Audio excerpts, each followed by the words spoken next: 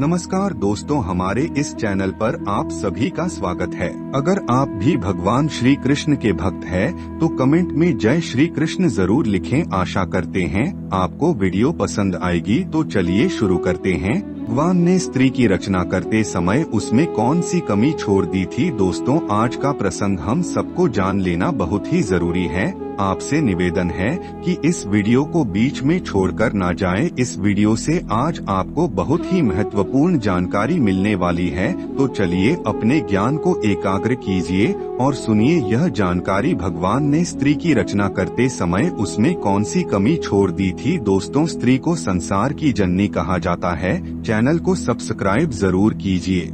अगर वीडियो पसंद आए तो एक लाइक जरूर कीजिएगा और कमेंट बॉक्स में जय श्री नारायण लिखकर परमात्मा को अपना आभार व्यक्त करें। दोस्तों, गुण हर एक प्राणी में होते हैं, इसमें कोई बड़ी बात नहीं। चाहे स्त्री हो या पुरुष, जिसमें गुण होते हैं तो उसमें कोई ना कोई दोष भी होता है। पर हमें दोषों को न देखकर गुण को देखना चाहिए। हमें किसी के दोषों देखकर बुरा नहीं बना है, क्योंकि कहते हैं मनुष्य जो देखा है वही सोचता है और जो सोचता है वही करता भी है। इसलिए हम वह देख ही नहीं जो हमें भी करना पड़े। पर क्या करें, हम लोगों की मानसिकता ऐसी है कि हम हमेशा दोषों को ही देखते हैं और यही कारण है कि हमारे अंदर गुणों का अभाव रहता है और दोषों की अधिकता भरी रहती है।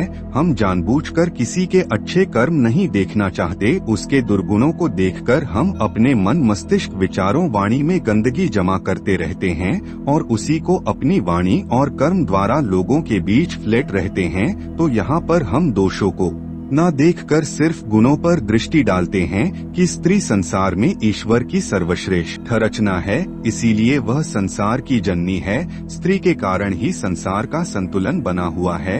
यह भी मैं आपको बताऊंगा कि कैसे। दोस्तों, स्त्री देखने में जितनी कोमल होती है, अंदर से उतनी ही मजबूत होती है। संसार के हर दुख, हर संकट, हर परिस्थिति से लड़ने की उसके अंदर शक्ति होती है। हृदय में ममता का अपार भंडार होता है, करुणा का भाव होता है, संतान के प्रति बेशुमार वत्सल होता है, पुरुष को सुख प्रदान करने की अद्भुत कला होती है। स्त्री मानव और मानवता की रक्षक होती है।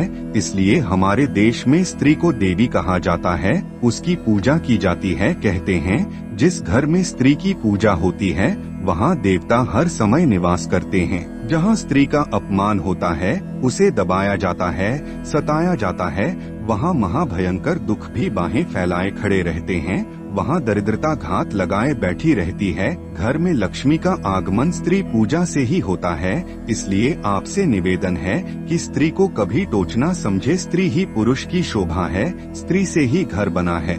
एक लकड़ी पत्थर से बनने वाला घर तब तक घर नहीं बनता जब तक उसमें स्त्री का निवास न हो। स्त्री को गृहिणी इसीलिए कहा गया है, उसके आने पर ही घर बनता है।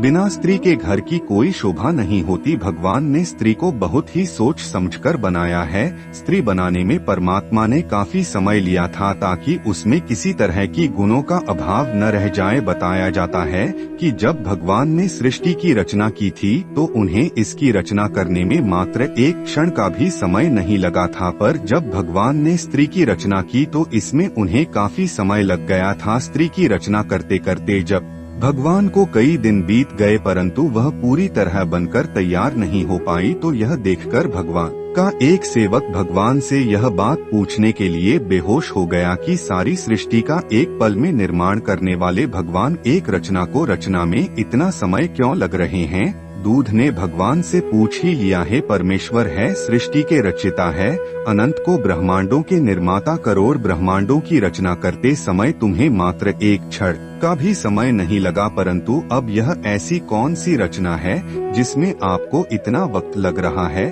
तब अपने सेवक के प्रश्न का उत्तर देते हुए भगवान कहते हैं पार्षद, यह मेरी सर्वश्रेष्ठ रचना है। इस दुनिया में स्त्री नाम से संबोधित किया जाएगा। इसके अंदर में अपार गुना को प्रतिष्ठित कर रहा हूँ ताकि हर काम के लिए मुझे पृथ्वी पर न जाना पड़े। मेरी इस रचना के कई रूप और कई नाम होंगे। मुख्य रूप से यह 4 रूपों में दिखाई देगी, माँ, बहन, पत्नी और बेटी, इसके ऊपर मैं सृष्टि की बहुत बड़ी जिम्मेदारी सौंप रहा हूँ, इसलिए मैंने इसे हर परिस्थिति से लड़ने की योग बनाया है। इसमें साहस और सहनशीलता का अद्भुत समावेश है। कठिन से कठिन परिस्थिति में यह अपने आप को संभाले रखेगी। हर तरह की मुश्किलों से लड़कर अनेकों प्रकार के दुखों को सहकार यह सबको खुश रखने का प्रयास करेगी। अपने परिवार, अपने बच्चों के प्रति समर्पित रहेगी। कोई समय ऐसा भी आएगा जब यह टूटकर बिखर जाएगी, लेकिन फिर से अपने आप को संभालकर एक नई जीवन का संचार करेंगी। भगवान की बात सुनकर पार्षद ने उसे छूकर देखा कि देखें यह कितनी कठोर है, जो हर विपत्ति को सह सकती है। जब उसने उसे छूकर देखा तो वह बहुत कोमल थी। पूछा, क्यों हंस रहे हो? तब वह पार्षद बोल, प्रभु आप कह रहे हो कि यहाँ स्थिति से लड़ सकती है। भगवान बोले, इसमें सोचने की क्षमता भी अद्भुत होगी और समाधान करने की सामर्थ्य भी। पार्षद ने देखा कि उसे स्त्री रूपी रचना के गालों पर पानी की झलक थी। उसने उसके गालों से हाथ लगाया तो सचमुच उसके गालों पर पानी की मात्रा थी। पार्षद ने पूछा, है प्रभु, इसके गालों पर पानी क्यों बह रहा है? तब भगवान बोले, बस यह पानी इसकी आंखों से निकलने वाले आंसुओं का पानी है। यह पानी तभी निकलेगा जब यह अंदर से अपने आप को दुखी महसूस करेगी। जब इसके अंदर किसी तरह की वेदना होगी, चाहे वह शारीरिक हो या मानसिक, से उसे समय यह अपने दुख को इन आंसुओं के द्वारा निकाल कर बाहर कर देगी कि इसके मन की सारी पीड़ा, सारी भी था आंसुओं का रूप लेकर बाहर निकल जाएगी और यह फिर से अपने आप को उतना ही मजबूत बना लेगी। यह अपने आंसुओं से अच्छों को झुका भी सकती है। वह अपने माता पिता, भाई बहन, सगे पारिवारिक जनों से अलग होकर विवाह करके किसी दूसरे पुरुष के साथ जीवन भर साथ रहने का प्राण करती है। जरा सोचो, यदि तुम अपने माँ बाप, भाई बहन, घर परिवार से कुछ दिन के लिए अलग हो जाते हो तो तुम्हें कैसा लगता है? वह तो अपने उन परिवारीजनों से हमेशा हमेशा के लिए अलग होकर जीवन भर तुम्हारे साथ रहने आती है, जिनके साथ वह खली कूदी बड़ी हुई, जिनके साथ अनेक प्रकार की भावनाएं जुड़ी हुई थी। उन सबको उसने कैसे छोड़ होगा और फिर किस तरह एक अनजान स्थान पर जाकर, जहां उसका कोई परिचित नहीं होता, वहां वह रहकर जीवन की तलाश करती है। एक नए सिरे से खुशियों को एकत्रित करती है, उनमें ढालने का प्रयास करती है, उनमें अपना सुख दुख बांटती है। स्वयं चाहे प्रसन्न रहे या ना रहे, पर अपने उन पारिवारिक जनों को प्रसन्न रखने का प्रयास करती हैं। कई बार परिवार के लोग अलग तरह की सोच वाले मिल जाते हैं। उसे समय उसका जीवन बड़ा ही कष्ट भरा होता है, उनके साथ रहने का प्रयास करती है। कई बार उनके बुरे आचरण के कारण जीवन का भी बलिदान करना पड़ता है। धन्य है नारी शक्ति तू, जो तुझ में विधाता ने इतने दुख सहन करने की सामर्थ्य दी है। हर महीने मासिक धर्म की पीड़ा को सहन करना। बच्चा जब उधर में आता है तब अनेक प्रकार की पीड़ाओं को सहन करते हुए फिर सब कल की उसे भयंकर पीड़ा से गुजरना पड़ता है, जो साक्षात मृत्यु का दूसरा रूप होती है। उसके बाद उसके जन्म सकुशल हो जाए तो उसके लालन पालन में अनेक कष्टों को सहना पड़ता है और उसके लिए अपने सुखों का बलिदान करना पड़ता है। खुद दुख सह लेती है और बच्चे को दुख से बचाकर रखती है।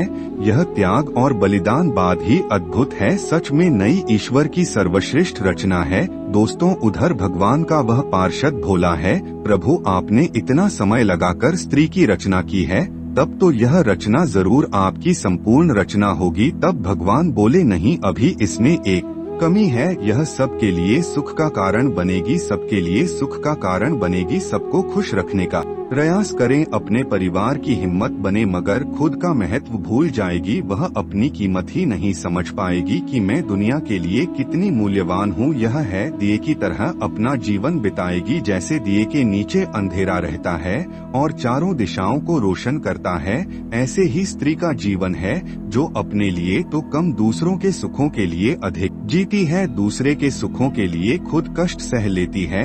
इसलिए हमें कभी स्त्री का अपमान नहीं करना चाहिए। चैनल को सब्सक्राइब जरूर कीजिए। अगर वीडियो पसंद आए तो एक लाइक जरूर कीजिएगा। धन्यवाद।